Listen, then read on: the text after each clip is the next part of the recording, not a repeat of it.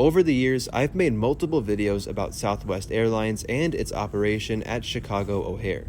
Today's video is the latest addition to the lineup and covers the second leg of my journey home from New York, this being from Baltimore to O'Hare on the Southwest 737-700. So let's jump on board and head home, and also in the process, see how much smoother the Southwest operation at O'Hare has gotten since 2021.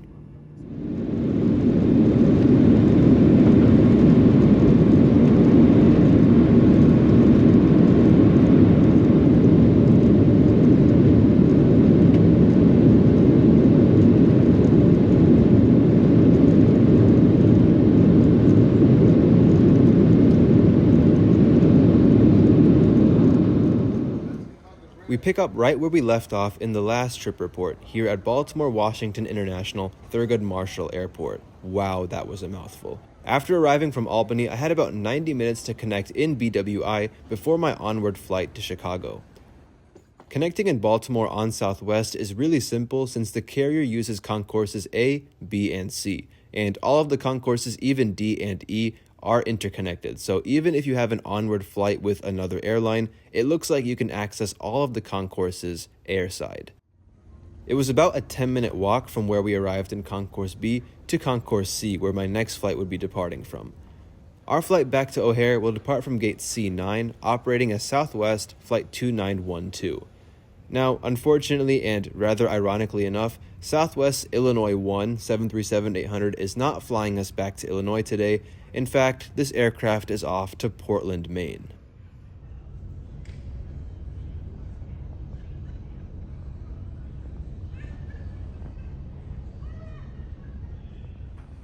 Today I was boarding with position A49, and just like my last few flights with Southwest, there was a slight holdup in the jetway.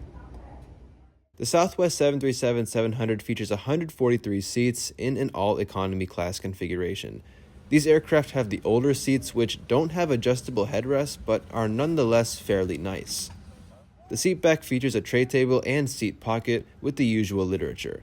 The legroom is pretty standard and I didn't have any issues, although I don't know if it's just me, but I've usually found the 737-700 seats to just feel a bit tighter than the other Southwest aircraft. Anyway, the 737-700 has the older style passenger service units, but they still feature air vents, reading lights, and call buttons. In the event of a water evacuation, use a life vest under your seat. Remove the vest only if told to do so. Pull the red strap to open the container and remove the pouch. Place the vest over your head, wrap the strap around your waist, buckle in front and pull tight to otherwise notify the crew member. If you are traveling with children or anyone needing special assistance, please put on your mask first. Please remove any faces.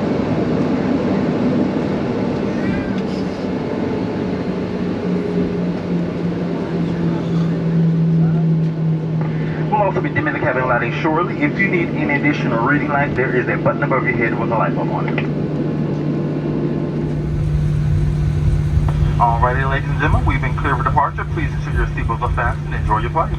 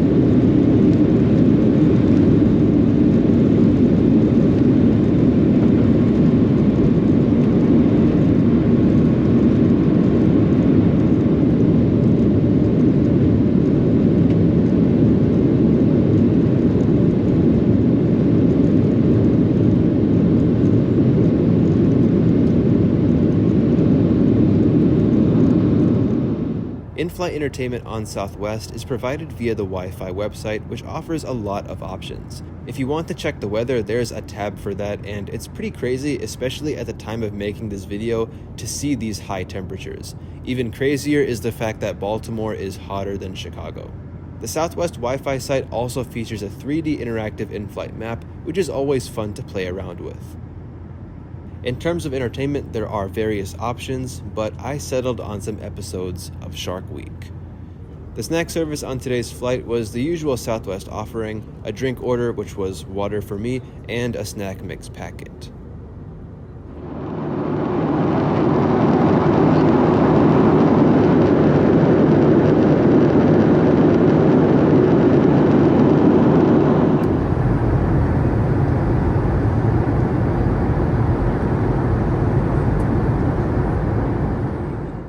Having gotten up early that morning, the flight was either spent sleeping or watching some entertainment, and before I knew it, it was time to land in Chicago. Our descent brought us over Northwest Indiana, Lake Michigan, and past the downtown area before landing on runway 27 Center, parallel to a United 787-10 landing on 28 Center.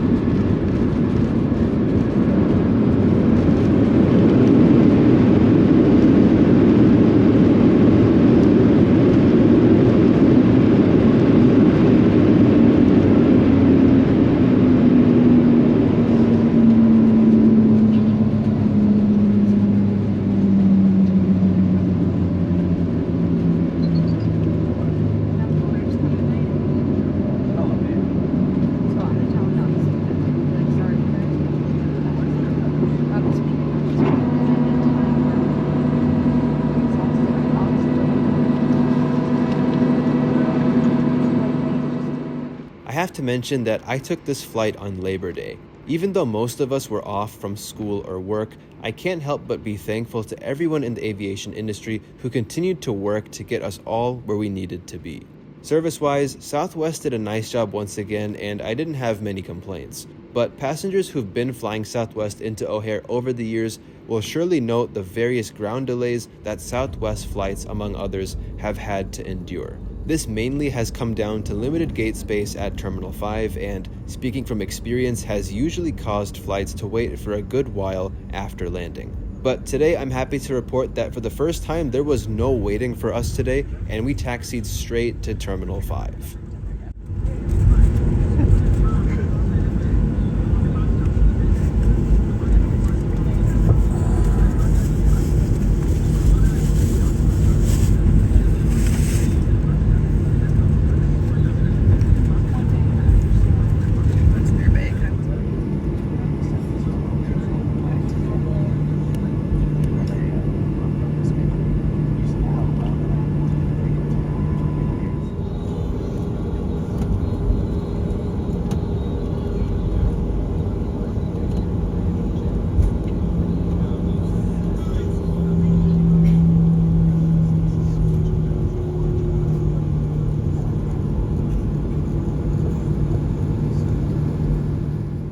Southwest has now consolidated all of its operations at O'Hare out of the new Terminal 5 expansion.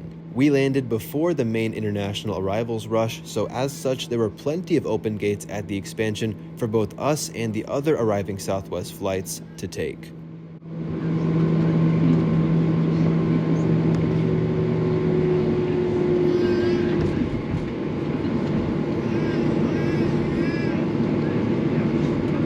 So as you can see, Southwest from O'Hare has gotten so much better, and I'm proud to say that I have seen these improvements over the years.